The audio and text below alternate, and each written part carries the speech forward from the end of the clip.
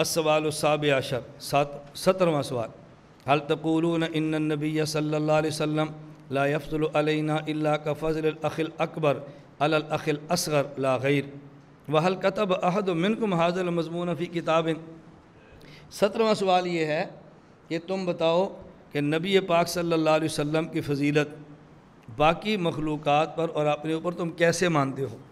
کیا تمہارا یہ عقیدہ ہے کہ حضور پاک ہم سے ایسے افضل ہیں جیسے بڑا بھائی چھوٹے سے افضل ہوتا ہے؟ کیا یہ عقیدہ تمہارا؟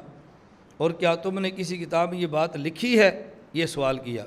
الجواب، حضرت فرماتے ہیں لیس احد منا ولا من اسلافنا الکرام معتقدا بہذا البتہ ولا تظن شخص من ضعفاء الایمان ایضا یتفوہ بمثل هذه الخرافات۔ حضرت فرماتے ہیں ہمارے اور ہمارے اکابر میں سے کسی نے ایسی بات نہیں لکھی، اور ایک آدمی جو پاگل ہو، نہایت کمزور ایمان والا بھی ہو، تو یہ جملہ وہ بھی نہیں بک سکتا۔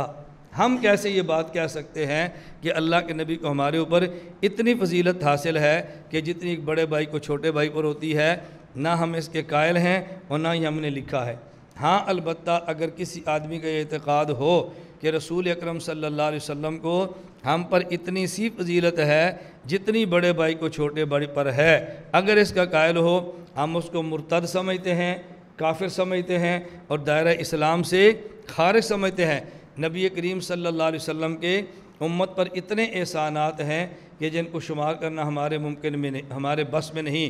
رسول اکرم صلی اللہ علیہ وسلم کے اتنے فضائل ہیں، اس میں ایک آدھ بھی کسی میں نہیں ہو سکتا۔ چاہے جائے کہ ہم سارے فضائل میں نبی پاک صلی اللہ علیہ وسلم کسی کو برابر مان لیں، اس کا تصور بھی نہیں کیا جا سکتا۔ یہ ہمارے اوپر بالکل بہتان اور الزام ہے۔ اس لیے ہم آپ سے گزارش کرتے ہیں آپ اس الزام کی طرف قطعاً توجہ نہ دیں اور ہماری بات کو مان لیں۔ تو ہم اس کے قائل نہیں، یہ ہمارے اوپر غلط اور جھوٹا بہتان اور الزام لگا ہے۔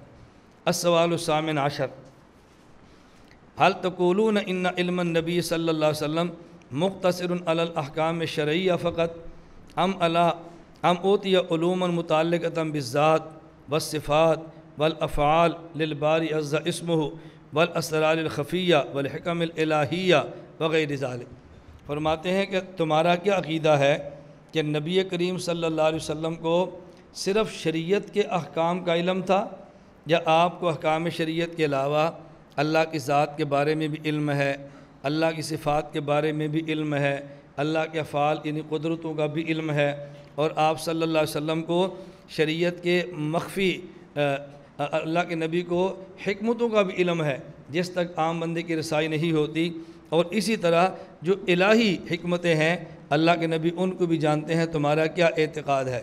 صرف شریعت کا علوم تھا یا شریعت کے احکام کا علم بھی تھا، اسرار کا علم بھی تھا، حکم کا علم بھی تھا، اور اللہ کی ذات اور صفات کا علم بھی تھا؟ تمہارا عقیدہ کیا ہے؟ حضرت فرماتے ہیں الجواب، نقول باللسان ونعتقد بالجنان، ہم زبان سے کہتے ہیں اور دل سے اقرار کرتے ہیں ان سیدنا رسول اللہ صلی اللہ علیہ وسلم عالم الخلق قاطبۃ بالعلوم المتعلقۃ بالذات والصفات والتشریعات من الاحکام العملیہ والحکم النظریہ والحقائق الحق والاسرار الخفیہ وغیرہ من العلوم ما لم یصل الی۔ حضرت فرماتے ہیں کہ ہمارا اعتقاد ہے دل سے، اور ہم زبان سے اقرار کرتے ہیں کہ رسول اکرم صلی اللہ علیہ وسلم پوری مخلوقات میں سب سے بڑے عالم ہیں، اور آپ کو شریعت کے احکام کا علم بھی ہے اور حکمتوں کا علم بھی ہے، اسرار کا علم بھی ہے، راز مخفی ان کا بھی علم ہے۔ آپ کو اللہ کی ذات کے بارے میں علم ہے، اللہ کی صفات کے بارے میں علم ہے، اور اس کے بارے میں اتنا علم ہے کہ جتنا کائنات میں کسی اور کو علم نہیں ہے۔ رسول اکرم صلی اللہ علیہ وسلم کو اوتی علم الاولین والآخرین، اللہ کے نبی کو اولین کا علم بھی دیا ہے اور اللہ کے نبی کو آخرین کا علم بھی دیا ہے۔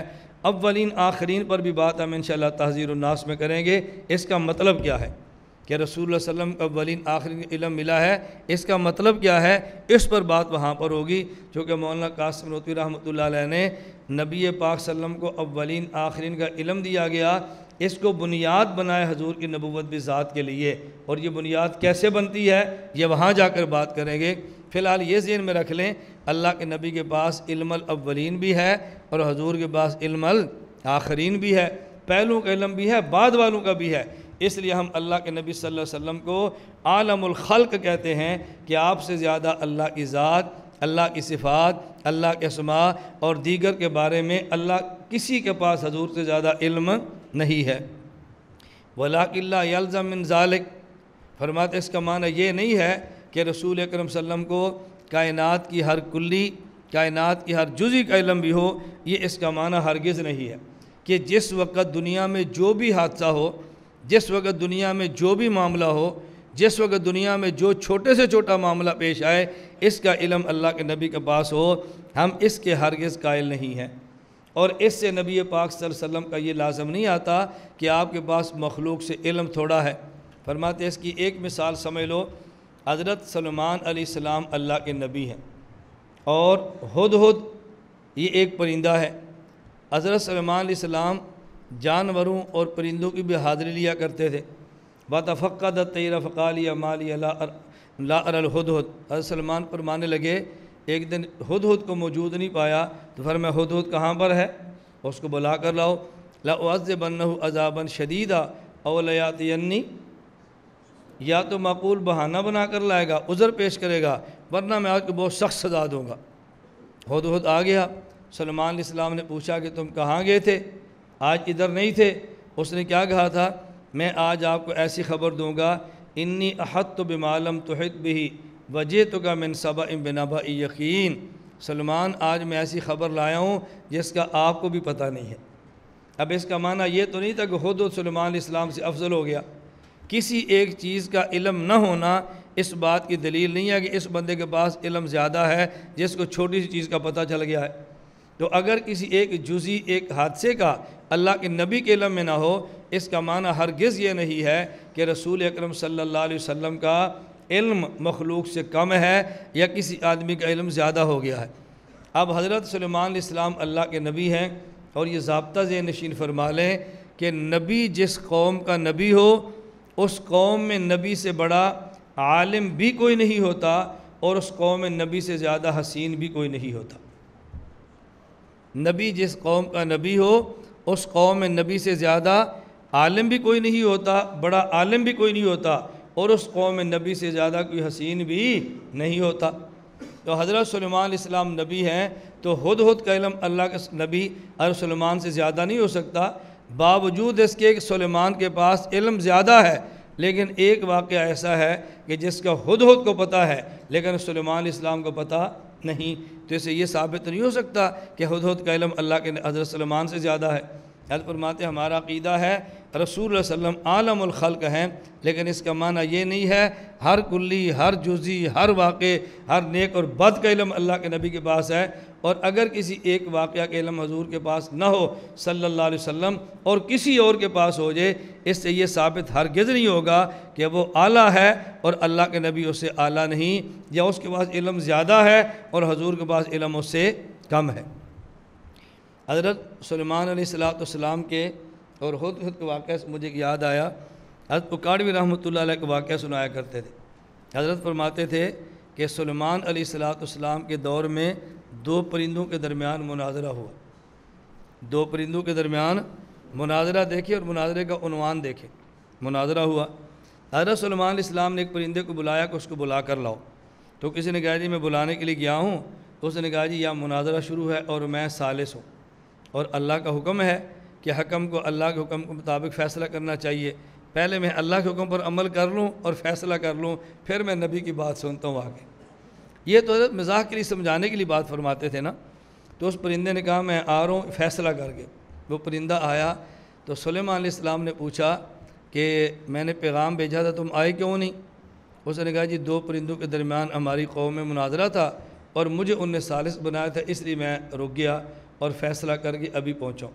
سلیمان علیہ السلام نے پوچھا کہ مناظرے کا عنوان کیا تھا؟ اس نے کہا مناظرے کا عنوان یہ تھا کہ فم افضل ہے یا دبر افضل ہے، منہ افضل ہے یا پیٹھ افضل ہے۔ عنوان سمجھے؟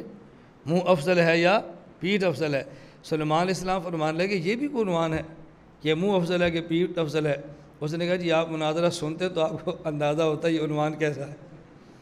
حضرت سلیمان سے فرمایا کہ تو بتا، جو آدمی کہتا ہے کہ منہ افضل ہے، یہ بات تو بڑی عام بندے کو بھی سمجھ آتی ہے، اور جو کہہ رہا تھا پیٹھ افضل ہے اس کے پاس کوئی دلیل بھی تھی، وہ کیسے کہتا رہا پیٹھ افضل ہے؟ اس نے کہا حضرت آپ دلائل سے بات فرمائیں پھر آپ کو پتہ چلے، اور میں سناؤں دلائل۔ اس نے کہا جس نے کہا نا پیٹھ افضل ہے، اس نے کہا کہ ایک متکبر ہے اور ایک متواضع ہے۔ اللہ متواضع کو پسند فرماتے ہیں، متکبر سے نفرت فرماتے ہیں۔ منہ ہر وقت اکڑتا رہتا ہے اور پیٹھ ہر وقت چھپتی رہتی ہے۔ وہ متواضع ہے اور یہ متکبر ہے، اور متواضع متکبر سے اعلیٰ ہوتا ہے۔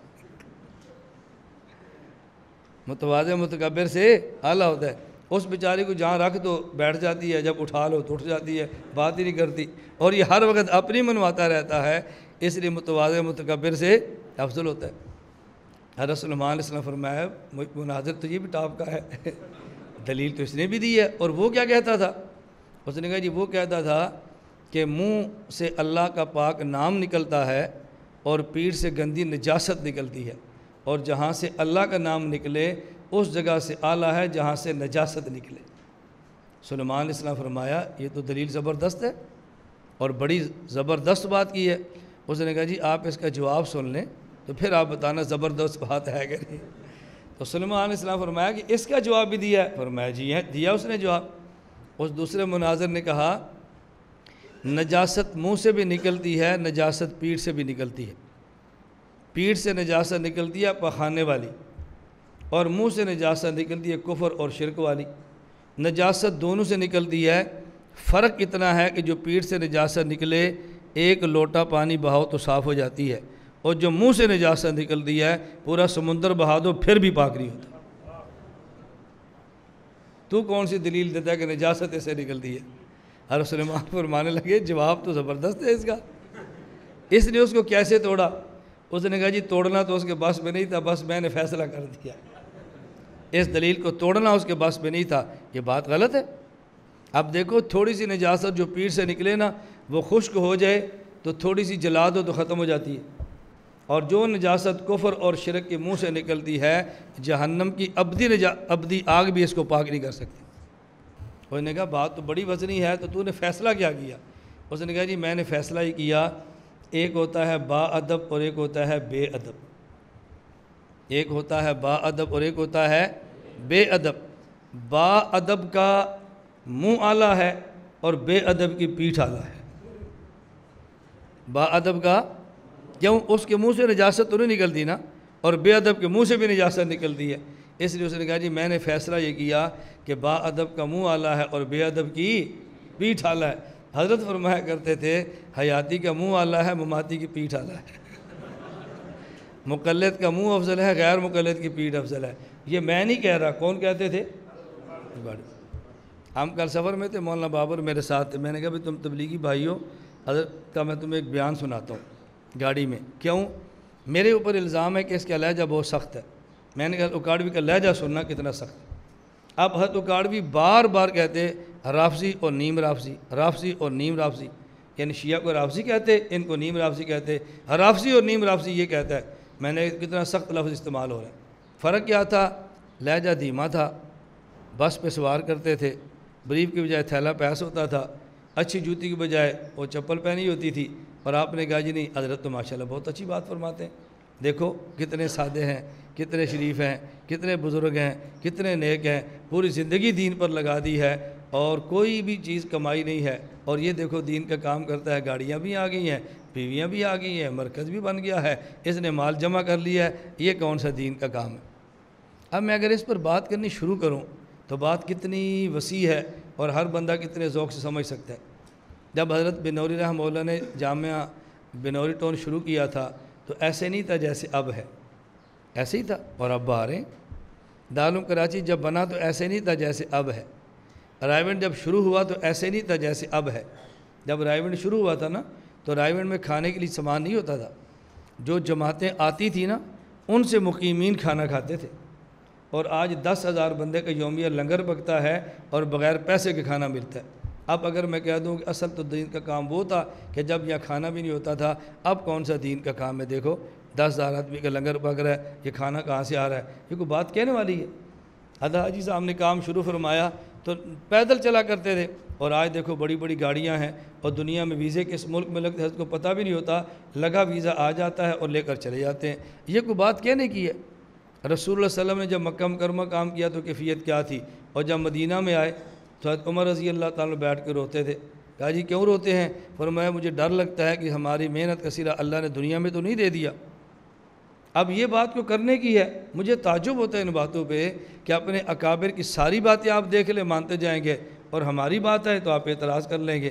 آپ نے سنا نا ہمارے سارے مشائخ فرماتے ہیں کہ کام کرنے والے حضرات کی ابتدائی زندگی دیکھو گے تو گمراہ نہیں ہوگے، اور موجودہ زندگی دیکھو گے تو گمراہ ہونا شروع ہو جاؤ گے۔ یہ میرے بارے میں فرماتے ہیں یا دوسرے اکابر کے بارے میں؟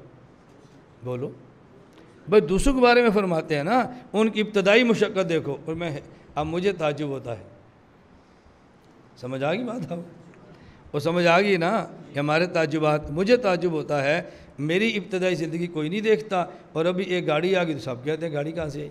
دیکھو یہ کیسا دین کا کام ہے۔ کل مولانا بابر تھے، میں نے کہا آپ ذرا دیکھو ابھی گاڑی چلی ہے، جب چلتی ہے نا تو لوگ کہتے ہیں صاف ستھری خوشبو آ رہی ہے، ایسی چل رہا ہے، کیا اس کے مزے ہیں۔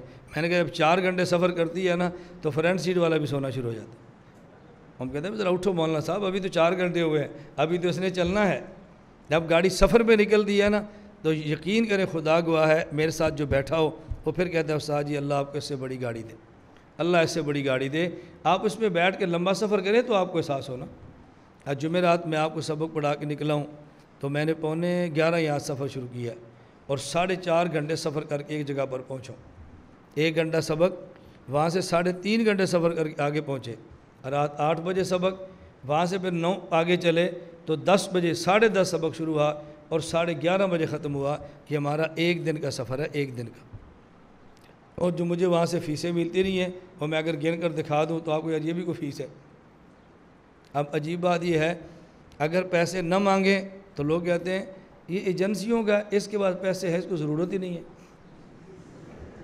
اور اگر کسی سے کہ بھی پیسے دو، دین کے نام پہ پیسے اکٹھے کرتے ہیں۔ ہمارے کابر کا مزاج نہیں تھا، مانگ لیں تو مزاج نہیں تھا، نہ مانگ لیں تو پھر بھی غلط۔ اب بتاؤ کرے کیا؟ مانگے تو پھنسے، نہ مانگے تو پھنسے۔ ہمارے دارالقرآن کے محترم قاری محمد یاسین صاحب دان برکاتہم ایک بار فرمانے لگے اور ہمارے اسٹیج پہ فرمایا، مجھے فرمایا دل چھوٹا نہیں کرنا، کام کرو۔ اور اس پر ایک انہیں لطیفہ سنایا، آپ نے سنا ہوگا، ایک مرد اور ایک عورت سفر پہ تھے اور ایک سواری ان کے پاس تھی، تو خاوند نے بیوی سے کہا کہ تم سواری پر بیٹھ جاؤ، میں اس کی لگام پکڑتا ہوں، تمہیں لے کر چلتا ہوں، پھر بعد میں بیٹھ جاؤں گا، تم لگام پکڑ کے چلنا۔ ایک بستی سے گزرے تو لوگوں نے کہا رن مرید ہے، دیکھو بیوی کو سواری بٹھایا، خود پیدل چلتا ہے، شور ایسے ہوتے ہیں، رن مرید ہے۔ تو اس نے بیوی سے کہا چلو میں گھوڑے پر بیٹھتا ہوں، تو اس کی لگام پکڑ لے۔ وہ گھوڑے پر بیٹھ گیا اور بیوی نے لگام پکڑ لی، اب دونوں نے چلنا شروع کر دیا۔ اگلے گاؤں پہنچے تو نے کہا کیسا ظالم ہے، دیکھو بیوی کمزور ہے، اس کو چلا رہا ہے، خود طاقتور ہے اوپر بیٹھا ہوا ہے، اور تو بیوی کو بٹھاتا خود پیدل چلتا۔ اب پھر پھنس گیا، آگے گیا تو اس نے بیوی سے کہا چلو دونوں بیٹھ جاتے ہیں۔ دونوں اکٹھے بیٹھے، اگلے بستی سے گزرے تو انہوں نے کہا یار عجیب لوگ ہیں، یہ دونوں بیٹھے گھوڑا تھک جائے گا، باری باری بیٹھتے تو ٹھیک نہیں تھا۔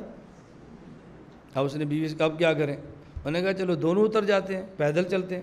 دونوں چلے، اگلی بستی سے گزرے تو انہوں نے کہا پیدل چلنا تھا تو گھوڑے کا فائدہ کیا ہے؟ اب مجھے قاری صاحب فرمان لگے دیکھو ایک گھوڑا ہے، 2 سوار ہیں، اکٹھے بیٹھے پھر اعتراض، نہ بیٹھے پھر اعتراض، ایک بیٹھے پھر اعتراض۔ مولانا اعتراضات ختم نہیں ہونے، اعتراضات کو چھوڑیں، اپنے کام کو جاری رکھیں۔ اب یہ بھی تو دنیا میں اکابر ہے نا۔ میرا راولپنڈی بیان تھا اور گرمی بہت سخت تھی، میرے بیان سے پہلے مولانا عزیز الرحمان ہزاروی دامت برکاتہم کا بیان تھا۔ حضرت بیان کر کے فارغ ہو گئے، میں نے بیان شروع کر دیا۔ جب میں بیان سے فارغ ہوا تو مجھے میزبان کہنے لگے کہ حضرت ہزاروی صاحب بیٹھے ہیں، وہ فرما رہے ہیں کہ میں نے اس کو مل کر جانا ہے۔ مجھے بہت تعجب ہوا، اتنی سخت گرمی، اللہ گواہ ہے گرمی، اور کمرے مسجد کے حجرے میں بیٹھے رہے، وہاں کوئی پنکھا بھی نہیں ہے، بیٹھے ہوئے۔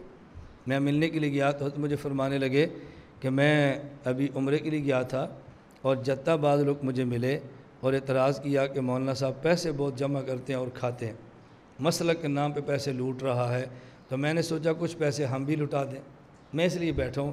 مجھے کچھ پیسے نکالے، ہدیہ دیا، اور پھر میں آپ نے اوروں کے کھائے ہیں، مولانا کچھ ہمارے بھی کھا لیں۔ بس آپ اپنا کام جاری رکھیں، ان باتوں کی پرواہ نہیں کرنے، کام جاری رکھیں، بس میری خواہش ہے کچھ ہمارے پیسے بھی کھا لیں۔ اب دیکھو یہ بھی تو مشائخ ہے نا، میں یہ باتیں اس لیے نہیں سناتا کہ میرے ساتھ پیش آ رہی ہیں، میں اس لیے سنا رہا ہوں اگر آپ نے کام کرنا ہے تو ان باتوں کے لیے تیار رہنا۔ مجھے خود مکہ مکرمہ مولانا عبدالحفیظ مکی صاحب نے فرمایا جب میں مدرس آدمی ہوں، خانقاہ کا مرید ہوں، میرے مزاج میں تاریک نہیں ہے، جب مولانا چنیوٹی رحمۃ اللہ علیہ نے جماعت بنائی انٹرنیشنل ختم نبوت، تو مجھے فرمایا کہ آپ اس کے امیر بنو، تو میں نے کہا میں مشورہ کر کے بتاتا ہوں۔ حضرت نے مجھے ایک دو بزرگ بتائے، فرمایا میں ان کے بعد مشورے کے لیے گیا کہ میرا مزاج تدریسی اور خانقاہی ہے، تو مولانا چنیوٹی فرما رہے میں نے جماعت بنانی ہے اور دنیا میں تمہارا رابطہ ہے، تعلقات ہے، تو میں اپنی جماعت کا امیر تمہیں بنانا چاہتا ہوں، تو میں اس کے لیے آپ کے پاس مشورے کے پاس آیا ہوں۔ حضرت مولانا مکی صاحب فرمانے لگے مجھے ان بزرگوں نے فرمایا اب تمہیں سارے نیک کہتے ہیں، بہت نیک آدمی ہے، مدرس آدمی ہے، اللہ اللہ کراتا ہے، اور جب تم تحریک چلاؤ گے تو کہیں سے پیسے بھی لوگے تحریک کے لیے، پھر تمہیں لوگ بدنام کریں گے کہ ختم نبوت کے نام پہ مال لوٹ رہا ہے۔ اگر یہ الزام سہ سکتے ہو تو امیر بن جاؤ، نہیں سہ سکتے تو پھر چھوڑ دو، سہ سکتے ہو تو بن جاؤ، نہیں سہ سکتے تو پھر چھوڑ دو۔ میں اس لیے آپ سے کہہ سکتا ہوں الزامات برداشت کر سکتے ہیں تو کام کے لیے تیار ہو جائیں، اور نہیں برداشت کر سکتے تو پھر کام کے لیے تیار نہ ہوں۔ کام کر کے پھر چھوڑنا یہ بہت خطرناک ہے۔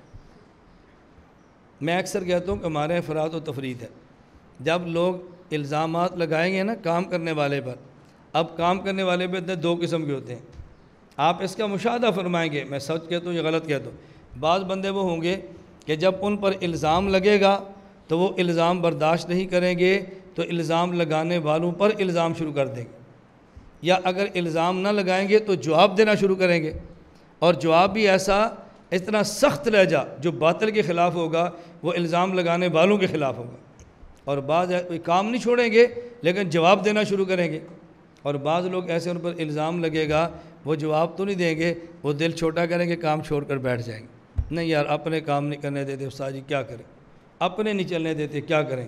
ہم تیسری قسم ہیں کہ جب کوئی الزام لگائے تو الزامات کا جواب بھی نہیں دینا اور الزام پر سے کام بھی نہیں چھوڑنا، بس صرف اپنا کام کریں، صرف اپنا کام کریں، انشاءاللہ آپ کو محسوس ہوگا کہ آپ کے کام میں برکت کتنی آتی ہے اور آپ کے کام میں وسعت کتنی آتی ہے۔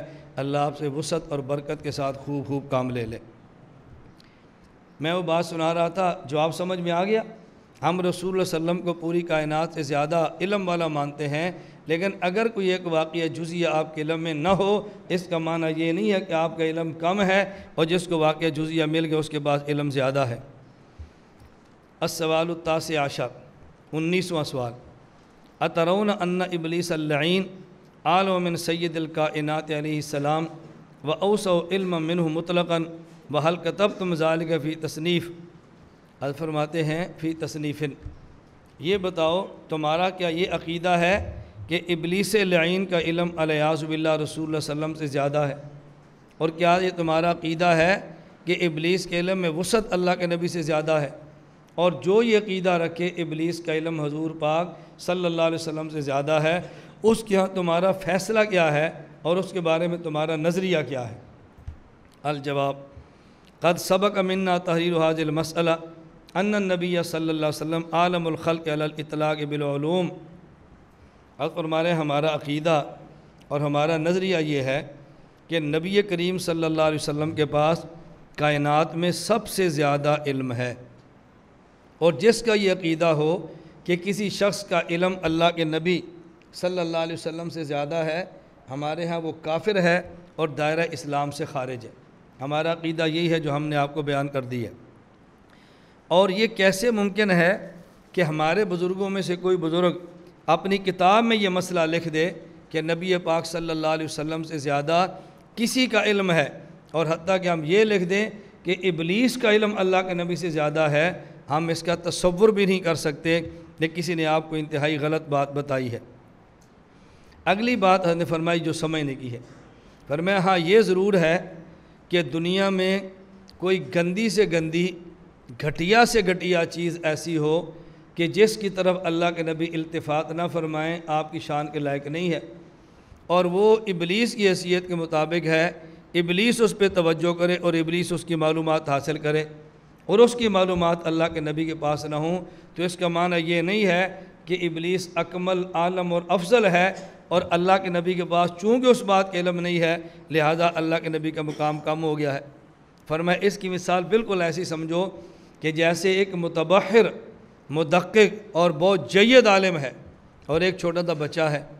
اب اس محقق اور مدقق جید عالم کا علم اس چھوٹے بچے سے کئی گنا زیادہ ہے، ان دونوں کے علم میں آپس میں کوئی مناسبت ہی نہیں ہے، لیکن بعض گھٹیا سی چیزیں ایسی ہیں کہ جس کا علم اس بچے کے پاس ہے اور متبحر اور جید عالم کے پاس نہیں ہے۔ اب کوئی بندہ یہ بات کہہ دے کہ اس بچے کا علم جید عالم سے زیادہ ہے، یہ کتنی بڑی حماقت ہوگی۔ میں اس کی آپ کو مثال دیتا ہوں۔ آپ کے اپنے علاقے میں کچھ کھیلیں ہوتی ہیں، ہمارے علاقے میں اپنی کھیلیں ہیں جو بچے کھیلتے ہیں، ان میں ایک کھیل کا نام ہے گلی ڈنڈا۔ آپ جانتے ہیں نا کھیل کا نام کیا ہے؟ آپ اپنے شیخ الحدیث صاحب سے کہ استاد جی آج میں تو گلی ڈنڈا کھیلنا، وہ کیا کہیں گے، او بیٹا یہ میری شان کے لائق نہیں ہے، مجھے پتہ ہی نہیں گلی ڈنڈا کسے کہتے ہیں، اور تو کہتا ہے میں نے کھیلنا ہے۔ اب دیکھو بچے کو گلی ڈنڈے کا پتہ ہے لیکن شیخ صاحب کو پتہ، اب اس سے کیا نتیجہ نکلا کہ بچے کا علم شیخ صاحب سے بڑھ گیا ہے۔ بات سمجھ آ گئی؟ اب ایک آپ کے مدرسے کے شیخ الحدیث ہیں، بہت بڑے ہیں، اور آپ کا سائیکل پنچر ہو گیا اور آپ کے استاد جی اس کو پنچر تو لگا دو، وہ کہتے ہیں بیٹا میں پنچر نہیں لگا سکتا، مجھے پتہ ہی نہیں ہے۔ تو پھر کہ استاد جی آپ سے تمہارا دکان والا افضل ہے جو پنچر لگا سکتا ہے، تمہارے پاس تو اتنا بھی علم نہیں کہ ٹائر کو پنچر کیسے لگانا ہے، تم شیخ الحدیث بنے بیٹھے ہو۔ اب بتاؤ یہ پنچر لگانے والا جو پنچر لگانے کا فن جانتا ہے، یہ شیخ صاحب سے بڑا ہو گیا علم میں؟ حضرت فرماتے ہیں اسی طرح اگر ایک گندی چیز کا علم اللہ کے نبی کے پاس نہ ہو، ابلیس کے پاس ہو، تو ہم یہ کہہ دیں فلاں بات کا ابلیس کو پتہ ہے حضور کو نہیں پتہ، تو اس کا معنی یہ نہیں ہے ابلیس کامل ہے، الیاذ باللہ اللہ کے نبی ناقص ہے۔ اس کی اب حضرت نے کئی مثالیں دی ہیں۔ ایک مثال جو میں نے بچے والی دی ہے، دوسری مثال حضرت سلیمان والی کہ ایک بات کا ہدہد کو پتہ تھا اور سلیمان علیہ السلام کو پتہ نہیں تھا۔ سلیمان علیہ السلام کو پتہ تب چلا جب ہدہد نے بتایا۔ اب جب تک سلیمان علیہ السلام کو اس واقعے کا پتہ نہیں تھا تو کوئی بندہ کہہ سکتا ہے کہ ہدہد کا علم زیادہ ہے کیونکہ فلاں واقعے کا علم سلیمان علیہ السلام کو نہیں ہے۔ تو ایک واقعے کا علم نہ ہونے کی وجہ سے سلیمان علیہ السلام کا ناقص ہونا اور ہدہد کو علم ہونے کی وجہ سے ان سے اکمل ہونا لازم نہیں آتا۔ تیسری مثال کیا دی ہے؟ فرمایا افلاطون اور جالینوس ان جیسے اور بڑے بڑے حکیم ہیں۔ اب ایک علم ایسا ہے جو گٹر کے گندے کیڑے کے پاس ہے اور جالینوس کے پاس نہیں ہے۔ اب یہ جو گٹر کا پخانہ ہے اس کو کھائیں تو مزہ کیسا آتا ہے، یہ جالینوس کو پتہ ہے یا کیڑے کو پتہ ہے؟ بتاؤ کیا مزہ آتا ہے، کس کا پتہ ہے اس کو؟ جالینوس کو پتہ ہے کیڑے کو۔ اب کو چونکہ اس گندی غذا کا ذائقہ، کیفیت، اس کی قسمیں کیڑا جانتا ہے، لہذا یہ جالینوس ناقص ہے اور کیڑے سے بھی گیا گزرے جس کو یہ بھی نہیں پتہ گند کھانے کا مزہ کیا ہوتا ہے۔ ہم کہیں گے خدا کا بندہ اس کے ذمے کو گند کھانا ہے، جالینوس کے ذمے کو گٹر ہے، کوئی غلاظت کی بو سونگھنا ہے، اب کیسی بات کرتے ہو؟ میری بات سمجھ آ رہی ہے؟ تو اس طرح جالینوس کا مقام کم کیڑے سے نہیں ہوتا، سلیمان علیہ السلام کا مقام ہدہد سے کم نہیں ہوتا، اور اسی طرح اس عالم کا علم اور مقام اس چھوٹے بچے سے کم نہیں ہوتا۔ اور کوئی گندی اور غلیظ چیز کا علم ابلیس کے پاس ہو اور رسول اللہ صلی اللہ علیہ وسلم کے پاس نہ ہو تو اس سے لازم نہیں آتا کہ ابلیس کا علم زیادہ ہے الیاذ باللہ اور نبی پاک صلی اللہ علیہ وسلم کا علم ان سے کم ہے، اس کا معنی ہرگز نہیں ہے۔ جواب سمجھ آ گیا؟ آگے حضرت نے بات فرمائی ہے کہ دیکھیں ہمارے علاقے ہندوستان کے جو اہل بدعت ہیں جو کہتے ہیں کہ حضور پاک علم ابلیس سے بھی زیادہ ہے، وہ دلیلوں میں کیا باتیں پیش کرتے ہیں اور اس جھگڑے کو نمٹاتے کیسے ہیں؟ وہ کہتے ہیں رسول اللہ صلی اللہ علیہ وسلم ابلیس سے افضل ہے، اور جب ابلیس سے افضل ہیں تو ابلیس والے سارے علوم بھی حضور کو آئیں گے نا، یہ کیسے ہو سکتا ہے؟ افضل تو ہوں لیکن ابلیس کے علم نہ آتے ہوں۔ تو نبی پاک صلی اللہ علیہ وسلم کا ابلیس سے افضل ہونا اس بات کی دلیل ہے کہ ابلیس والے سارے علوم بھی آپ کے پاس ہیں، یہ قیاس کرتے ہیں۔ حضرت مولانا سہارنپوری فرماتے ہیں کہ یہ قیاس بالکل غلط ہے، قیاس غلط ہے۔ اس کی آگے وجہ بیان فرمائی ہیں۔ فرمایا ایک وجہ یہ قیاس فاسد ہے، قیاس مال فارغ ہے، اور کوئی نص اس پر موجود نہیں ہے کہ ابلیس والے سارے علوم رسول اللہ صلی اللہ علیہ وسلم کے پاس ہیں۔ اس پہ نص تو ہے کہ اللہ کے نبی کائنات کی ساری مخلوق سے افضل ہیں، لیکن ابلیس والے سارے علوم بھی آپ کے پاس ہیں، اس پر کوئی نص نہیں ہے۔ اب حضرت فرماتے ہیں آپ بتاؤ الا تری ان کل مؤمن افضل و اشرف من ابلیس، تمہارا کیا خیال ہے؟ اللہ کے نبی تو بہت بڑے ہیں، عام ایوان والا بھی ابلیس سے افضل بھی ہے، اشرف بھی ہے، لیکن تم یہ بتاؤ فیلزم علی ھذا القیاس ان یکون کل شخص من احاد الامہ حاویا علی علوم ابلیس، تو کیا اس کا مطلب یہ ہے کہ جو علوم ابلیس کے پاس ہیں وہ ہر مومن کے پاس بھی ہیں، کیونکہ ہر مومن ابلیس سے افضل ہے؟ امت کو گمراہ کرنے کا فن کس کے پاس ہے؟ امت کو گمراہ کرنے کا فن کس کے پاس ہے؟ ابلیس کے پاس، ہر مومن کے پاس ہے، تو پھر مومن افضل ہوا ابلیس افضل ہوا؟ حالانکہ ہمارا عقیدہ ہے کہ مومن ابلیس سے افضل ہے، لیکن اس کا معنی یہ کہ ہر مومن ابلیس کے سارے علوم کو بھی جانتا ہو کیونکہ افضل ہے۔ کہتے ہیں یہ بات تو ٹھیک نہیں ہے، تو ہم کہتے ہیں نبی پاک کے بارے میں یہ بات آپ کیوں کہتے ہیں کہ ابلیس والے سارے علوم حضور کے پاس ہیں صلی اللہ علیہ وسلم؟ دوسری مثال دی جو پہلے بھی گزری ہے، سمجھانے کے لیے مثال دی کہ دیکھو سلیمان علیہ السلام ہدہد سے افضل ہیں، لیکن جو ہدہد کو جس بات کا علم تھا حضرت سلیمان کو علم نہیں تھا، تو کیا حضرت سلیمان کے افضل ہونے کی بنیاد پہ یہ کہنا کہ جو بات ہدہد کو معلوم تھی سلیمان علیہ السلام کو پہلے سے معلوم تھی کیونکہ افضل ہیں، یہ بات غلط ہے۔ اس لیے کہ ہدہد کہتا ہے انی احطت بما لم تحط بہ، میں ایسی چیز بتا رہا ہوں جس کا علم آپ کے پاس نہیں ہے۔ تیسری مثال کیا دی؟ فرمایا افلاطون اور جالینوس یہ دونوں، یہ دیکھو گٹر کے گندے کیڑوں سے افضل ہیں، لیکن اس کا معنی یہ ہے کہ جو مزے، جو ذائقے، جو نجاست کیفیات گٹر کا گندا کیڑا جانتا ہے وہ جالینوس کو بھی معلوم ہے اور وہ افلاطون کو بھی معلوم ہے، کیونکہ ان سے افضل ہیں؟ کہتے ہیں نہیں، تو ہم کہنا اگر افضل ہونے کی بنیاد پہ مفضول کے سارے علوم کا معلوم ہونا ضروری ہے تو پھر گندے کیڑے کو جس طرح نجاست اور غلاظتوں کے ذائقے کا پتہ ہے افلاطون اور جالینوس کو بھی معلوم ہونا چاہیے، حالانکہ کوئی بھی اس کا قائل نہیں۔ تو حضرت فرماتے ہیں ہم نے مسئلہ یہ لکھا ہے، یہ مسئلہ نہیں لکھا جو انہوں نے آپ کو بتایا ہے، آپ کی غلط ذہن سازی کی گئی ہے۔ اب خلاصہ کیا نکلا کہ رسول پاک صلی اللہ علیہ وسلم کا علم کائنات کے سب افراد سے زیادہ ہے، حتیٰ کہ ابلیس کے علم سے بھی نبی پاک صلی اللہ علیہ وسلم کا علم زیادہ ہے، اور جو یہ کہ ابلیس کا علم حضور سے زیادہ ہے ہمارے ہاں لا ریب، لا شک اور بلا ریب و بشک قطعاً کافر، مرتد اور دارہ اسلام سے خارج ہے۔ السوال العشرون چلتے رہیں، اس کو ختم بھی کریں ورنہ تو پھر رہ جائے گی، المحنت چلتی رہے گی، 12 دن ختم ہو جائیں گے۔ میں تو آپ سے مشورہ بھی کیا تھا کہ المحنت کو تیزی سے چلائیں، درمیان میں جو باتیں کہتے ہیں وہ کہتے رہیں، آپ خود کہتے ہیں باتیں کہتے رہیں، کہتے نہیں ہیں درمیان میں ختم کر دیں۔ اگر آپ فرمائیں گے درمیان میں سناتے رہے تو میں سناؤں گا، ورنہ یہ 1 گھنٹے سے زیادہ نہیں چلنی، ترجمہ مسئلہ جیسے آپ اسباق میں درسگاہ میں کتاب پڑھتے ہیں نا، ویسے میں پڑھاؤں گا تو یہ تو آدھے گھنٹے میں ختم ہو جائے گی، اس میں اتنی زیادہ دیر نہیں لگتی۔ میری خواہش ہوتی ہے کہ مسئلہ پورا آپ کو سمجھ آ جائے، بس یہ پوری بات کھل جائے یہ ہے کیا۔ آگے دے السوال العشرون، یہ بڑا اہم مسئلہ ہے، اس کو توجہ سے سمجھنا۔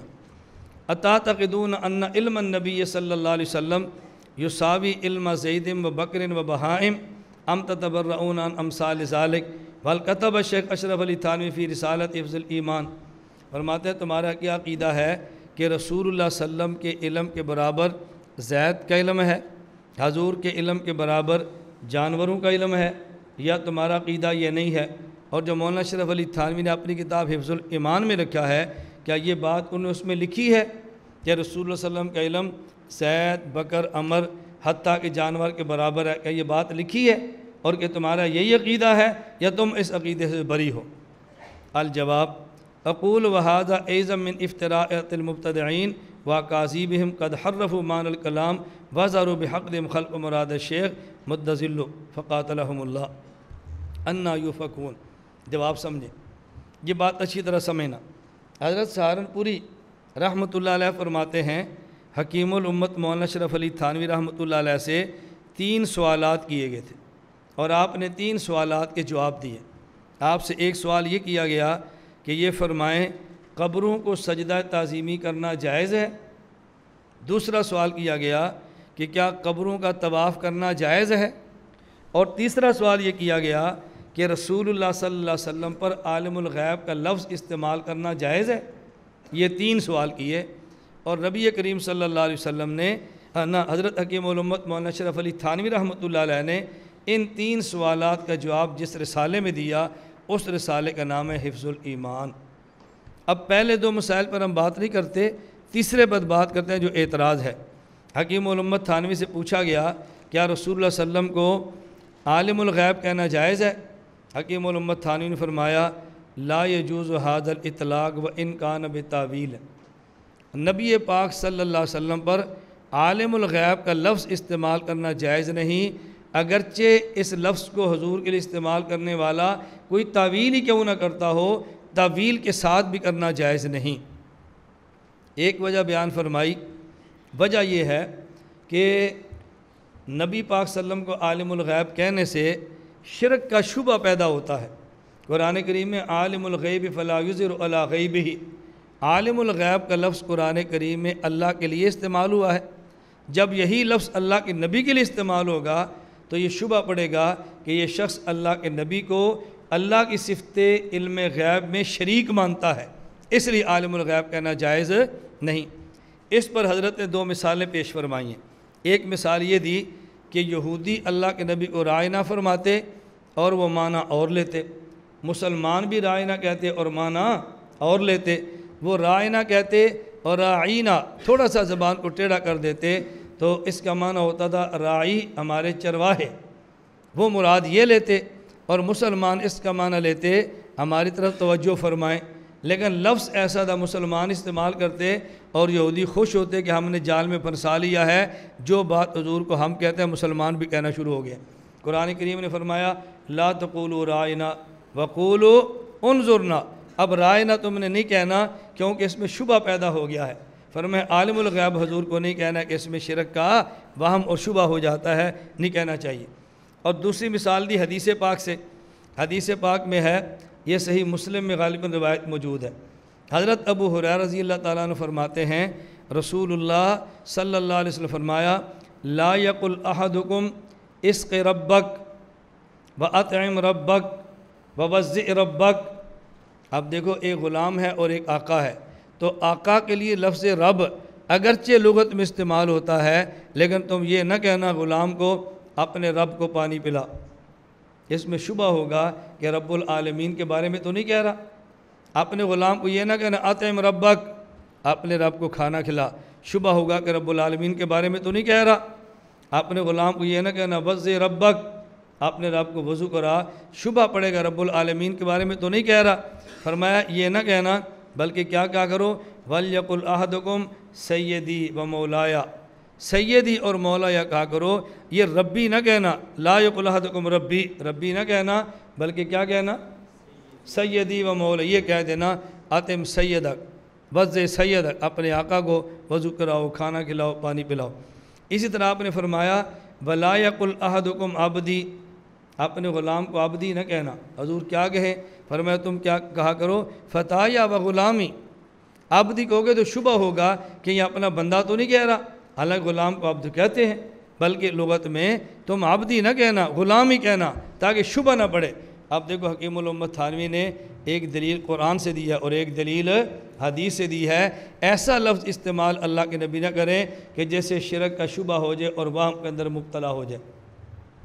دوسری بات اب حضرت فرماتے ہیں ایک بات اور سمجھیں، فَإِنَّ الْغَيْبَ الْمُطْلَقَ فِي الْإِطْلَاقِ طاعت شرعیہ ما لم يقم علیہ دلیل ولا الی درکہ وسیلۃ وسبیل۔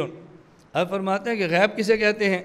اصطلاح شریعت میں غیب اسے کہتے ہیں کہ جس کے تک پہنچنے کی کوئی دلیل بھی نہ ہو اور جس کے حصول کے لیے کوئی وسیلہ بھی نہ ہو اور کوئی راستہ بھی نہ ہو، اسے کہتے ہیں غیب۔ جس کو بندہ نہ اس تک پہنچے، نہ دلیل ہو، نہ کوئی وسیلہ ہو اور نہ ہی کوئی سبیل ہو، یہ کیا ہے؟ غیب۔ اس کے بارے میں اللہ نے قرآن کریم میں فرمایا قُلْ لَا يَعْلَمُ مَنْ فِي السَّمَاوَاتِ وَالْأَرْضِ الْغَيْبَ إِلَّا اللَّهُ، کہ زمین اور آسمان میں کچھ ایسی چیزیں ہیں جنہیں غیب کہتے ہیں اور ان تک پہنچنے کا تمہارے پاس کوئی راستہ نہیں، اس کو صرف اللہ جانتا ہے، اللہ کے علاوہ کوئی اور نہیں جانتا۔ اللہ کے نبی نے فرمایا لو کنت عالم الغیب، اگر میں غیب کو جانتا ہوتا، اللہ کے نبی نے فرمایا لو کنت عالم الغیب، آگے کیا ہے، لاستکثرت من الخیر وما مسنی السوء، اگر میں غیب کو حاصل کرتا جانتا ہوتا تو ساری خیریں حاصل کر لیتا اور مجھے کوئی بھی تکلیف کبھی نہ ہوتی۔ حالانکہ اللہ کے نبی کو تکلیفیں پہنچی ہے نا، اور آپ جانتے ہیں لو کے لیے ضابطہ کیا ہے، یہ آتا ہے انتفاع ثانی کے لیے بوجہ وجود اول کے، آپ کو تکلیف پہنچی ہے، آپ کو تکلیف، اس کا معنی کیا ہے کہ آپ کے پاس علم غیب نہیں۔ لو کنت عالم الغیب، اگر علم غیب ہوتا تو مجھے تکلیف نہ پہنچتی، تکلیف پہنچی ہے لہذا آپ پاس علم الغیب نہیں ہے۔ لو کان فیہما آلہۃ الا اللہ لفسدتا، اللہ کے علاوہ اور الہ ہوتے تو فساد ہو جاتا، فساد نہیں ہوا کیونکہ اور الہ نہیں ہے۔ اب ہم نے فرمایا کہ غیب کا اطلاق اس پر ہوتا ہے۔ اب آگے ذرا بات سمجھنا بڑی اہم ہے۔ فرمایا تم کہتے ہو کہ ٹھیک ہے جی غیب کا معنی تو یہی ہے، لیکن ہم اللہ کے نبی کو عالم الغیب کہتے ہیں تعویل کر کے۔ تعویل کیا ہے کہ بعض ایسی چیزیں جن کا علم کسی اور کو نہیں ہے اس کا علم اللہ کے نبی کو ہے، ہمارے ہاں عالم الغیب کا معنی یہ ہے، ہم اس لیے کہتے ہیں۔ اچھی طرح بات سمجھنا، غیب کا معنی کیا تھا کہ جس تک پہنچنے کے لیے کوئی وسیلہ بھی نہ ہو، کوئی راستہ بھی نہ ہو اور اس پر کوئی دلیل بھی، لیکن اہل بدعت کہتے ہیں نہیں، ہمارے ہاں عالم الغیب کا معنی یہ ہے اللہ کے نبی کو صلی اللہ علیہ وسلم کو ایسی چیزیں بعض معلوم ہیں جو دوسروں کو معلوم، یہ بات تو ٹھیک ہے، حضور پاک کو تھوڑی نہیں بہت ساری ایسی چیزیں معلوم ہیں جو اوروں کو معلوم، ہمارے عالم الغیب کا معنی یہ ہے۔ حضرت فرماتے ہیں اگر تعویل کے ساتھ اللہ کے نبی کو عالم الغیب کہنا جائز ہے تو پھر تعویل کے ساتھ مخلوق کو مالک کہنا بھی جائز ہے، رازق کہنا بھی جائز ہے، خالق کہنا بھی جائز ہے، تو پھر اللہ کی کون سی صفت ہے کہ جس میں تعویل کر کے مخلوق کے لیے استعمال کرنا جائز نہیں ہے؟ کوئی بندہ جی میرا جو استاد ہے نا یہ میرا رازق ہے، کیوں؟ میں تو گھر سے پیسے لاتا مجھے کھانا یہ کھلاتا ہے، میرے یہاں رازق کا معنی یہ ہے تمہارا رازق خدا ہے لیکن میرا رازق میرا استاد ہے، تو ٹھیک ہے، تعویل اس نے کر لی کہ نہیں کر لی؟ بولتے نہیں۔ بیوی کہتے جو میرا شوہر ہے نا یہ میرا رب ہے، کیوں؟ میرا خیال یہی رکھتا ہے، تمہارا رب اللہ ہوگا، میرا یہ بھی رب ہے، میرا خیال کرتا ہے، تو بتاؤ کون سی اللہ کی صفت ہے جو تعویل کے ساتھ کسی اور کے اوپر استعمال نہیں ہو سکتی؟ یہ تو ایسا دروازہ کھلے گا کہ بند ہونے کا دروازہ بند ہونے کا نہیں رہے گا، یہ کتنا ایسا دروازہ کھلے گا۔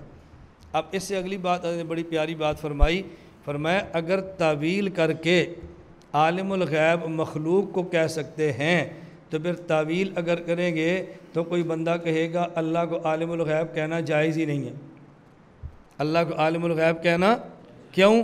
وہ کہتا ہے میرے یہاں علم غیب کا معنی ہوتا ہے ایک وہ بندہ ہے جسے غیب ملے بالواسطہ اور ایک ہے جسے غیب ملے بلا واسطہ، میں عالم الغیب اسے کہتا ہوں کہ جس کو علم غیب کا بالواسطہ ملے۔ میرے ہاں عالم الغیب کا معنی کیا ہے؟ جس کو غیب کا علم بالواسطہ ملے۔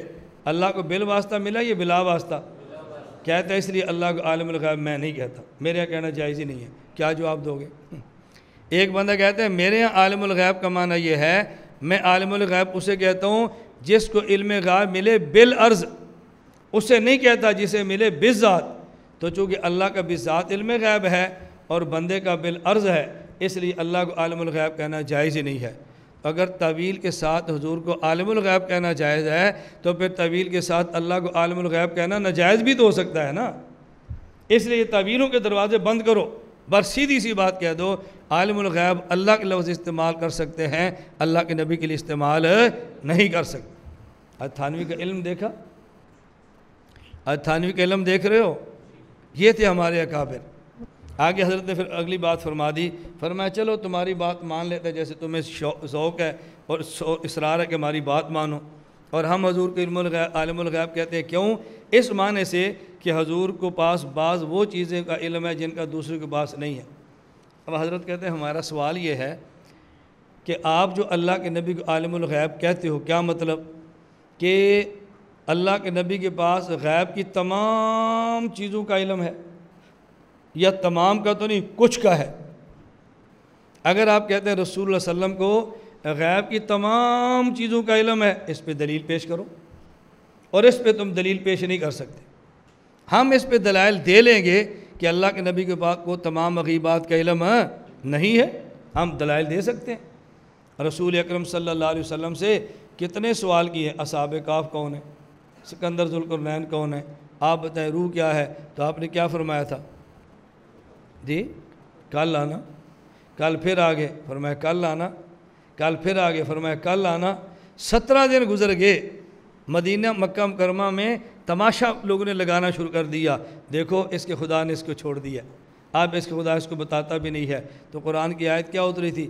وَلَا تَقُولَنَّ لِشَيْءٍ إِنِّي فَاعِلٌ ذَلِكَ غَدًا إِلَّا أَن يَشَاءَ اللَّهُ۔ میرا محمد جب کوئی بات پوچھنے کے لیے آئے نا اور اس کا علم آپ کے پاس نہ ہو تو یہ نہ کہنا میں کل بتاؤں گا، آپ نے کہنا انشاءاللہ کل بتاؤں گا۔ آپ کو انشاءاللہ کہنا چاہیے تھا، آپ نے انشاءاللہ نہیں فرمایا۔ یہ اللہ کے نبی کو سزا نہیں ہے، یہ خالق کی طرف سے اپنے محبوب کی تنبیہ ہے، اور جتنا بڑا ہوتا ہے اس کی تنبیہ اتنی بڑی ہوتی ہے۔ یہ اللہ کے نبی کا معاملہ ہے۔ اب حضرت فرماتے ہیں اگر آپ کہتے ہو نبی پاک صلی اللہ علیہ وسلم کو تمام مغیبات کا علم ہے تو دلیل پیش کرو، اور اس کی تم دلیل پیش نہیں کر سکتے۔ آپ کہتے ہیں تمام کا تو نہیں، بعض کا ہے، تمام کا نہیں بعض کا ہے۔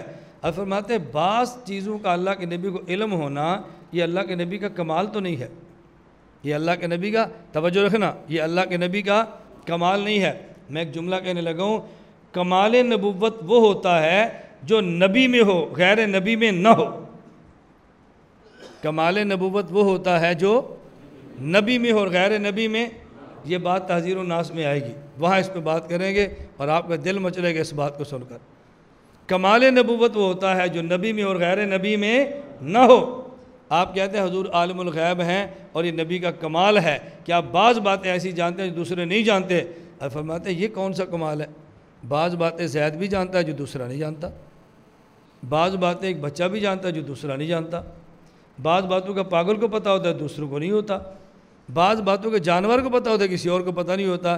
یہ چیونٹی سونگتی ہے نا، فلاں جگہ گھی پڑا ہوتا ہے، آپ کو پتہ ہے؟ وہ سونگ لیتی ہے، وہ ایسی چیزوں کو سونگ دیا بندے کو پتہ بھی نہیں ہوتا۔ یہ 4 دن پہلے کی بات ہے، میں صبح اٹھا، میں نے غسل کیا اور باہر جو تولیہ وضو خانے کے باہر تھا میں نے اس تولیے سے اپنے سر کو صاف کیا۔ جب صاف کر کے ابھی تولیہ کر رہا تھا صاف تو جسم اتنی کاٹنے کی درد شروع ہو گئی۔ میں نے تولیہ چھوڑا، دوڑ کے اندر کا لائٹ جلائی اور میں نے گھر والوں کو اٹھایا، دیکھے کیا ہو گیا، تو ادھر طرف پھڑ، ادھر ادھر ادھر۔ میں نے کہا یہ کیا ہوا؟ پتہ چلا کہ وہ جو ہمارا مہمان خانے کے اندر تولیہ لٹکا ہوا ہے نا، بس اوقات مہمان کھانا کھاتے ہیں اس سے ہاتھ صاف کرتے ہیں، اس میں جو ہلکی جی مٹھاس ہے ہمیں نہیں پتہ، چیونٹی وہاں پہنچی ہے۔ تب چیونٹی مجھ سے بڑی مولوی ہوئی نا، یعنی میرے گھر کا تولیہ مجھے نہیں پتہ اس کے اندر مٹھاس ہے، اس کو پتہ ہے، ہمیں نہیں پتہ اس کے اندر ہے یہ گھی کی تری ہے، اس کو پتہ ہے۔ تو آپ کہہ دو استاد جی تمہارے پاس تو چیونٹی جتنا علم بھی نہیں ہے، تیرے پاس پڑھنے کا فائدہ کیا ہوا؟ وہی میری بیوی کہتے میں تجھے بڑا مولوی سمجھ کر آئی تھی، تو چیونٹی سے بھی کیا گزرا ہے، تماشا بن جائے نا ہمارا۔ میری بات اب سمجھ آ رہی ہے؟ تو حضرت ثانی فرماتے ہیں کمالات نبوت میں سے یہ نبوت کا کمال کیسے ہے کہ بعض چیزیں ایسی معلوم ہیں جو دوسروں کو معلوم نہیں۔ زید کو بعض چیزوں کو پتہ ہے جو دوسرے کو نہیں ہے، بچے کو ایک چیز کا پتہ ہے جو دوسرے کو نہیں ہے، ایک مجنون کو ایک چیز کا پتہ ہے جو دوسری کا نہیں ہے، اور حتیٰ کہ توجہ رکھنا بہائم کو ایک چیز کا پتہ ہے جو دوسروں کو نہیں ہے۔ تو پھر یہ اللہ کے نبی کا کمال کیسا ہے؟ یہ اس طرح غیب کا علم تو جانور کے پاس بھی ہوتا ہے۔ حضرت تھانوی نے یہ نہیں لکھا کہ نبی کا علم اتنا ہے جتنا جانور کا ہے، الیاذ باللہ، حضور کا علم اتنا ہے جتنا بچے کا ہے، الیاذ باللہ، حضور کا علم اتنا ہے جتنا پاگل کا ہے، الیاذ باللہ، حضور کا علم اتنا جو زید اور بکر کا ہے۔ ہرگز یہ نہیں لکھا، اور جس کا یہ عقیدہ ہو ہمارے یہاں کافر ہے، مرتد ہے اور دائرہ اسلام سے خارج ہے۔ حضرت کی بات سمجھو نا، خام کا اعتراض نہ کر دیا کرو۔ تو میری بات سمجھ آ رہی ہے؟ بہت ساری باتیں ہوتی ہیں کہ جس کا بندے کو پتہ ہوتا ہے اور بڑے کو نہیں پتہ ہوتا۔ میرا خیال ہے غالباً یہ 1994 کی بات ہے، جب پہلی بار میں کینیا گیا، تو کینیا کے ایک شہر ہے ممباسا، بہت بڑا شہر ہے۔ میں ممباسا میں گیا، میں ایک شیخ تھے شیخ سراج رحمۃ اللہ علیہ، فوت ہو گئے۔ ان کے گھر رات میرا قیام تھا، تو انہوں نے دسترخوان ایسے کھانا رکھا اور کھانے کے ساتھ ایک پھل رکھا۔ اس پھل کو وہاں کہتے ہیں منکی فروٹ، منکی کہتے ہیں بندر کو، نام ہے اس کا منکی فروٹ۔ کیوں اس کو بندر چھیڑتا ہوگا، زیادہ پسند کرتا ہوگا، منگی پر رکھا۔ اب وہ دیکھا تو مجھے پسند نہیں آیا طبی طور پہ، تو میں نے نہیں کھایا۔ حضرت کا ایک بچہ تھا جو مجذوب تھا، مجذوب کہتے ہیں اس کی عقل تھوڑی ہو، پاگل نہیں ہوتا، تھوڑی عقل ہے، مجھے کہتے ہیں انکل کھا لیں۔ میں نے کہا نہیں بیٹا مجھے پسند نہیں ہے۔ کہتا ہے اب کھا لیں، ہم نے صبح پھینک تو ویسے ہی دینا ہے۔ کہتے ہیں انکل کھا لیں، ہم نے صبح پھینک تو ویسے ہی دینا ہے، آپ اس کو کھا لیں۔ اب دیکھو اس کو پتہ تھا کل پھینک دینا، مجھے نہیں پتہ تھا۔ اس کے باپ نے بہت اس کو ڈانٹا۔ اصل مسئلہ کیا تھا، یہ نہیں کہ مجھے ایسا پھل دیا جو ان کے قابل استعمال نہیں تھا۔ اب ظاہر ہے گھر میں جب چیز بچ جاتی ہے باسی ہو تو 2-3 بعد پھینکتے ہیں نا، اس نے دیکھا کہ وہ چیز پھینکتے ہیں اور یہ بھی پھینکتے ہوں گے جب پرانا ہوتا ہے، تو اس نے سمجھا جو کل پھینکنا تھی میرے ابے نے اس کو دے دیا، تو اس نے بڑی سادگی سے کہہ دیا انکل کھا لیں، ہم نے کل ویسے ہی پھینک دینا ہے۔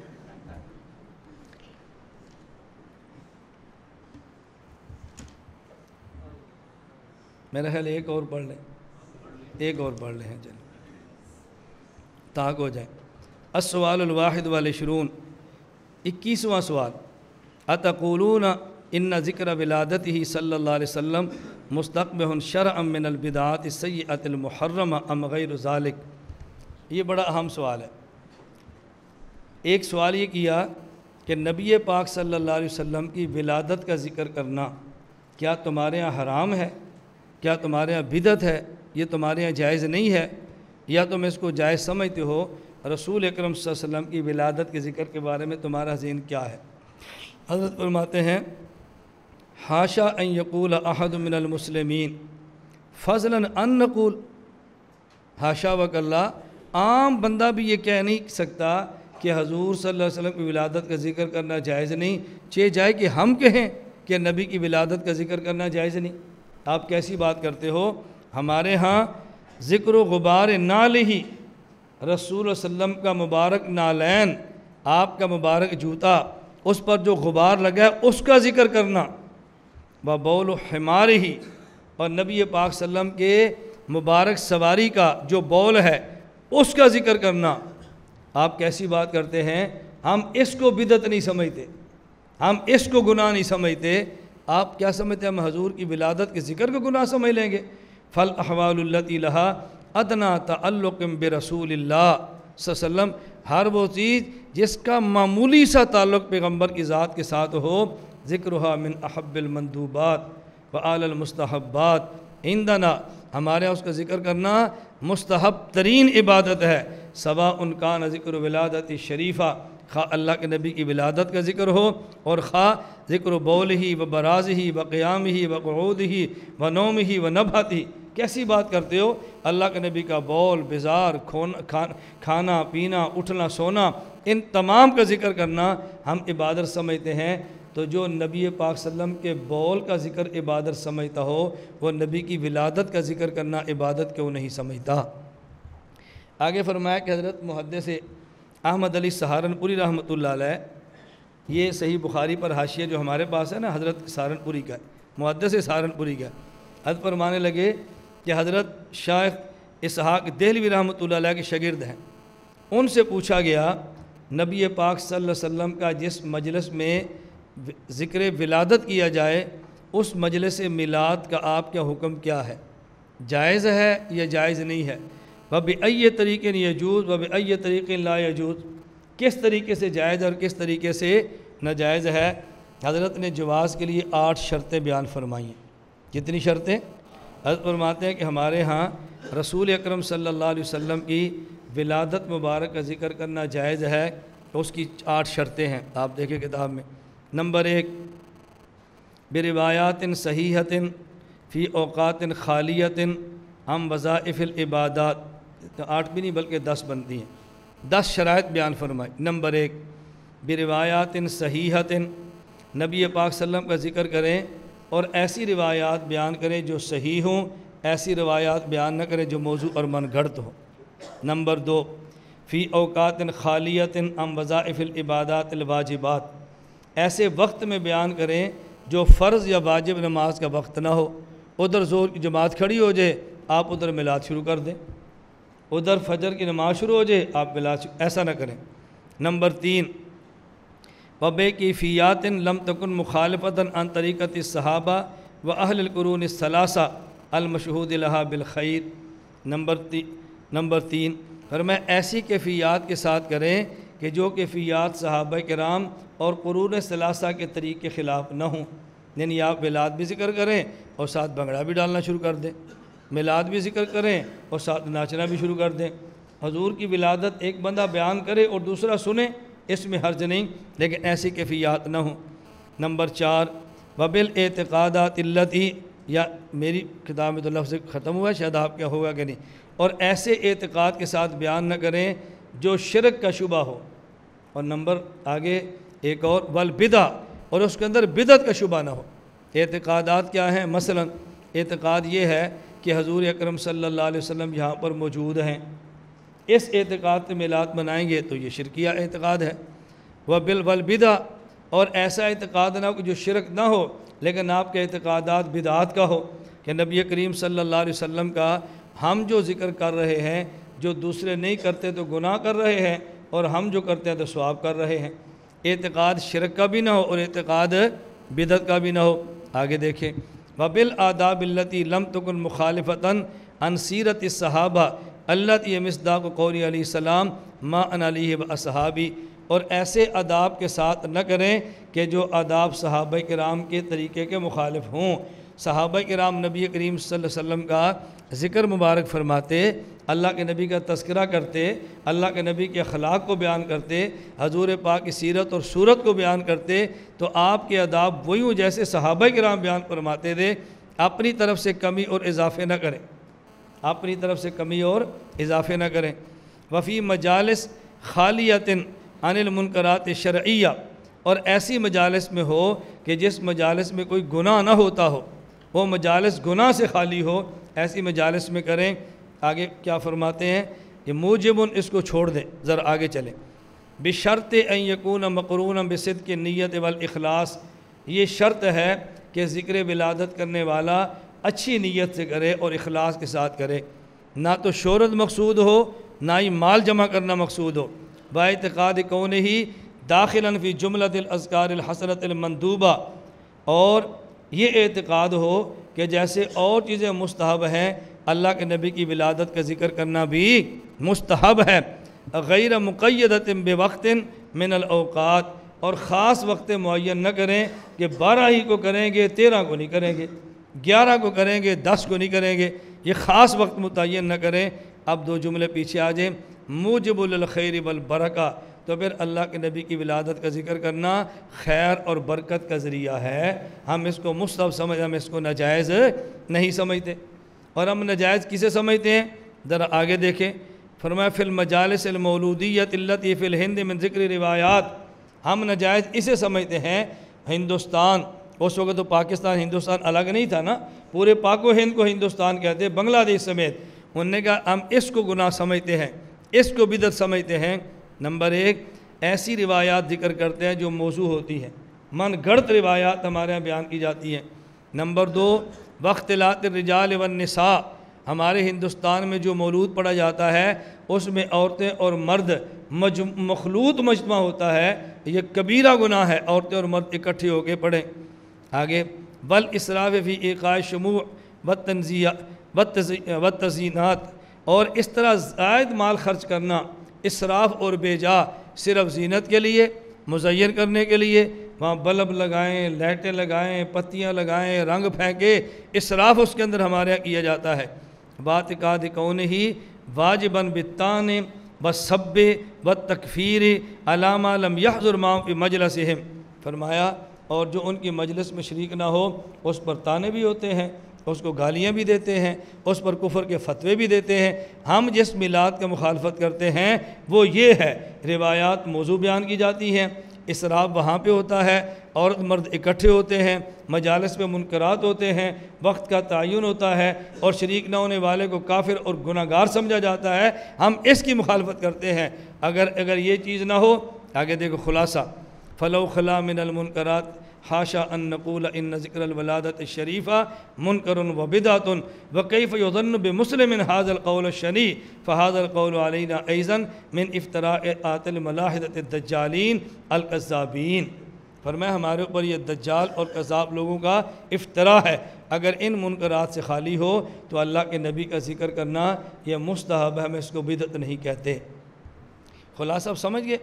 دیکھیں جیسے ہمارے ہاں جب جلسہ ہوتا ہے تو سیرت کے جلسے میں حضور پاک صلی اللہ علیہ وسلم کی ولادت کا ذکر ہوتا ہے یا نہیں؟ ہم اس کو جائز سمجھتے ہیں۔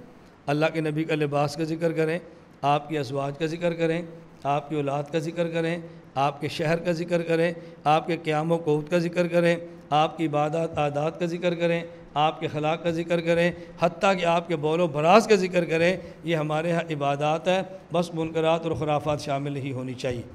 اب اس میں ایک آخری لفظ دیکھ لیں، فَهَذَا الْقَوْلُ عَلَيْنَا أَيْضًا، آگے کیا ہے؟ یہ میں جو بات جان بوجھ گیا تو آپ کا ذہن بنے، کیا لکھا ہے؟ وَهَذَا الْقَوْلُ عَلَيْنَا أَيْضًا من بولو افتراءات الملاحدہ، آگے الدجالین، آگے الکذابین۔ میں نے ایک ویڈیو ریکارڈ کرائی اور اس میں غیر مقلد کو دجال اور کذاب کہہ دیا۔ اب میرے خلاف اپنے لوگ شور مچا رہے ہیں کہ ان کو دجال کذاب نہ کو، ہمارے بزرگوں کا طریقہ نہیں ہے۔ میرا سوال ہے شیخ خلیل احمد سہارنپوری، آپ ان کو بزرگ مانتے ہیں یا نہیں؟ بتاؤ۔ اور یہ کیا لکھ رہے ہیں؟ یہ ہمارے اوپر الزام لگانے والا کون ہے؟ ملحد بھی ہے، دجال بھی ہے، کذاب بھی ہے۔ اور جس بندے نے ہمارے اوپر الزام لگائے، میں نے کہا دجال اور کذاب ہے، تو لوگ کہتے ہیں آپ کی طرز ٹھیک نہیں ہے، لہجہ غلط ہے، بزرگوں کا سٹائل نہیں ہے۔ میں نے کہا بزرگ لکھ دیں تو ٹھیک ہے، اور میں لکھا بیان کر دوں تو غلط ہے۔ اور مولانا خلیل احمد سہارنپوری کون ہے؟ حضرت شیخ الحدیث مولانا زکریا رحمۃ اللہ علیہ کے شیخ طریقت، حضرت شیخ زکریا کے مخدوم۔ مولانا خلیل احمد سہارنپوری کون ہے؟ حضرت جی مولانا محمد الیاس دہلوی کے شیخ طریقت، حضرت الیاس دہلوی کا پیر ہے، مولانا شیخ زکریا کے پیر ہیں۔ اور کیا فرما رہے ہیں؟ ہمارے اوپر الزام لگانے والا ملحد بھی ہے، دجال بھی ہے، کذاب بھی ہے۔ اور جب میں یہ کہوں علماء دیوبند پہ اعتراض کرنے والا دجال اور کذاب ہے، ابھی ملحد نہیں کہا جو بزرگ فرما رہے ہیں، تو میں نے ایک گیئر کم لگایا ہے، میں متشدد ہو گیا ہوں، وہاں تینوں لگ گئے تو نرم ہو گئے۔ اس کی وجہ صرف یہ ہے، میں آپ کو بار بار کہہ چکا ہوں کہ چونکہ ان سے عقیدت ہے اور وہ اس وقت دنیا میں نہیں ہے، ہم سے عقیدت بھی نہیں اور ہم دنیا میں ہیں۔ اب حضرت کی تعریف کر بھی دیں گے، ان کا مرید کون بنے گا؟ اور ہماری کر دیں گے تو کئی مرید بن جائیں گے۔ اس لیے یہ بات نہ کو یہ ٹھیک کہہ رہا ہے، لوگ تھوڑے سے کٹے رہیں۔ اور میری بات سمجھ آ رہی ہے آپ کو؟ اگر ہمارے حضرات یہ تائید فرما دیں بھئی جو کچھ مولانا زکریا نے لفظ استعمال کیے ہیں وہی لفظ مولانا الیاس گھمن استعمال فرما رہے ہیں، تو میں غلط کر رہا ہوں یا ٹھیک کر رہا ہوں؟ بتاؤ، اونچی آواز سے کہو۔ تو میں اکابر کے الفاظ منتقل کر رہا ہوں یا نہیں کر رہا؟ بولو نا، جیسے تھے ویسے ہی نقل کر رہا ہوں۔ تو میں بددیانتی کر رہا ہوں یا خیانت کر رہا ہوں یا امانت کے ساتھ چل رہا ہوں؟ جو کہتے ہیں خیانت اور امانت، خیانت نہیں ہے امانت ہے، وہ ہاتھ کھڑے کرو۔ مجھے سمجھ آئے کہ آپ میں سے کون سا ایسا بندہ ہے جو میری تائید کرتا ہے۔ میری بات سمجھ آ رہے ہیں؟ تو میں خیانت کر رہا ہوں یا امانت؟ اچھا ہاتھ کر مولانا صاحب، اچھا ادھا نہ کر بابا۔ جزاک اللہ۔ میں پیار سے مولانا سے کہتا ہوں چونکہ مولانا ہمارے تبلیغی بھائی ہیں نا۔ اب دیکھو نا، حضرت شیخ زکریا رحمۃ اللہ علیہ سے خلافت ہے مولانا عبدالحفیظ مکی صاحب کو، حضرت مولانا عزیز الرحمان ہزاروی صاحب کو، اور مجھے خلافت ہے ان دونوں حضرات سے۔ اب ذرا بات سمجھنا، حضرت شیخ زکریا خلیفہ ہیں حضرت سہارنپوری کے، اور حضرت مکی خلیفہ ہیں حضرت شیخ زکریا کے، اور میں خلیفہ ہوں حضرت کا۔ اب میں حضرت والی باتیں نقل کروں تو ٹھیک ہے، یا ان کو ختم کر کے اپنی باتیں کروں تو ٹھیک ہے؟ تو میں تو حضرت کی باتیں نقل کر رہا ہوں، تو میں سخت کیسے ہوں؟ میں سخت کیسے ہوں؟ میں نے کون سی بددیانتی کی ہے؟ اللہ کے نیک بندو، تم اللہ کا شکر ادا کرو اور دنیا کو یہ کہو کہ اللہ کا شکر ہے کوئی ایک بندہ ایسا ہے جو وہی لفظ کہتا ہے جو ہمارے کعبے نے لکھے۔ یہ نہ ڈرا ہے نہ جھجکا ہے، سمجھ آ گئی ہے؟ نہ ڈرا ہے نہ جھجکا ہے، وہی لفظ کہتا ہے جو ہمارے اکابر کے ہیں۔ تو زندگی رہی نا انشاءاللہ ہم اپنے اکابر کے علوم کو آگے منتقل کریں گے انشاءاللہ۔ کرنے چاہیے کہ نہیں؟ ابھی کل میرے پاس واٹس ایپ پہ یہاں مرکز سے ایک ساتھی نے ویڈیو بھیجی، یہ مولانا فضل الرحمان صاحب دامت برکاتہم کی تھی، اور یہ کوئٹہ حضرت کا کارکنوں میں تربیتی کنونشن میں بیان تھا۔ اب حضرت فرما رہے تھے، مجھے بڑی خوشی، کیا فرما رہے تھے؟ فرماتے ہمارے اکابر کی جو وراثت ہے ہم نے اگلی نسلوں میں منتقل کرنی ہے۔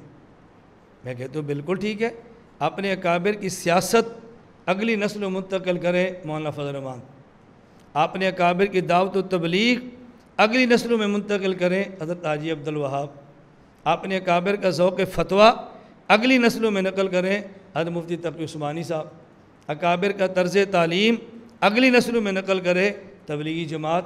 ہمیں کوئی اعتراض نہیں، ہمیں خوشی ہے، اور اکابر کا مسلک اور منہج اگلی نسلوں میں منتقل کرے محمد الیاس، اس پر کیا اعتراض ہے؟ نہیں اعتراض ہے تو مجھے بتائیں، آپ مجھے سمجھاؤ نا، میں نے اپنی طرف سے بات کی ہے، اضافہ کیا ہے، کمی کی ہے، اب بتائیں میں کون سی کتاب پڑھا رہا ہوں؟ یہ اکابر کی ہے یا نہیں؟ یہی کتاب بنوری ٹاؤن کے دورے میں داخل نصاب ہو تو بالکل ٹھیک ہے، اور یہی کتاب مرکز سنت میں پڑھاؤں تو فرقہ واریت ہے، عجیب بات ہے۔ یہی کتاب بنوری ٹاؤن میں داخل نصاب ہے، دورہ حدیث میں ہے یا نہیں؟ تو ٹھیک ہے، اور میں پڑھاؤں تو پھر دیکھو اس کو المحمدی ملی ہے پڑھانے کے لیے، اور کتاب بھی کوئی نہیں ہے۔ اس کی وجہ میں نے گزارش کی، چونکہ میں چھوٹا ہوں، بات بڑوں کی کرتا ہوں، اس لیے تھوڑی سی الجھن ہے، اور مجھے چونکہ اس بات کا پتہ ہے کہ میں چھوٹا ہوں، اس لیے میں ناراض نہ ہوتا ہوں نہ میں بگڑتا ہوں۔ جب چھوٹا خود کو چھوٹا سمجھے گا تو بگڑے گا کیوں؟ جب چھوٹا خود کو بڑا سمجھے گا نا، پھر آپ چھوٹا کہو گے، پھر وہ بگڑتا ہے کہ میں بڑا ہو گیا ہوں، ابو تو مجھے اب بھی کہتا ہے میں چھوٹا ہوں۔ میں کہتا ہوں نہیں، میں چھوٹا ہوں اور خود کو چھوٹا سمجھتا ہوں۔ اللہ ہم سب کو چھوٹا بن کے اپنے اکابر کا مسلک اور منہج آگے منتقل کرنے کی توفیق عطا فرمائے۔ لا الہ الا اللہ، لا الہ الا اللہ، لا الہ الا اللہ، ما لنا رب سوا۔ لا الہ الا اللہ، لا الہ